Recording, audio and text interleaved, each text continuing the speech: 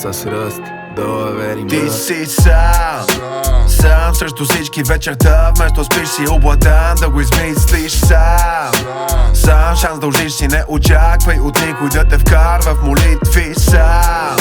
Сам срещу всички трябва да спиш на облатан, си отмисли сам шанс дължиш си, който трябва обичай, но накрая следвай твоите цели по твои пътеки с твои маневри. Нека твоите грешки са уроци ценни за твой успех. И чуваш много съвети как твоите действия са по-ефектни, ама твоите жертви от кой ще оценени. Само се сетиш всеки за себе си, но не всеки е себе си. После закон ми се чуди къде сгреши, като ценности сменят си. Само и само да бъдат харесвани от някакви склесици, които даже не дават и 5 пари дали въобще си жив. Сещаш ли се?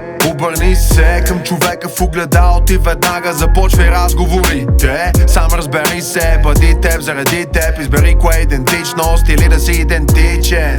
Идентифицирай змиите по очите, точат забият. Ако дори доближиш се, дъхът ти спира прегръдка, но без да иска, ако стисне те задушава до степен, в която може и да те убие. Любовта боли, дали да се доверя, да тоста да ме нараниш. Любовта боли, дали да се доверя или е по-добре да си сам срещу всички вечерта. Вместо спиш си облатан, да го измислиш сам шанс дължиш си, не очаквай от никой да те вкарва в молитви.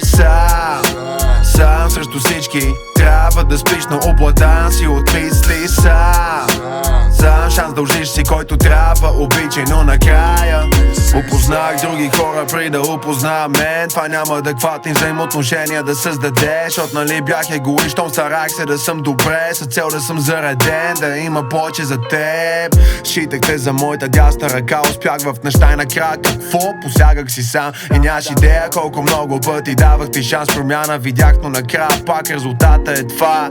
Рядко се обиждам и рядко се наранявам. Рядко сте да не видя, че някой ще ме предава. Рядко е дори с добрината ми злоупотребяват. Вече рядко си мисля, че трябва да се доверявам сам. Дали ще ми е по-добре? Абсолютно всичко тук ново ми е. Ти си сам. Дали ще ми е по-добре? Наистина като нов живот ми е. Ти си сам. Дали ще ми е по-добре? Или превръщам се в чудовище? Ти си сам.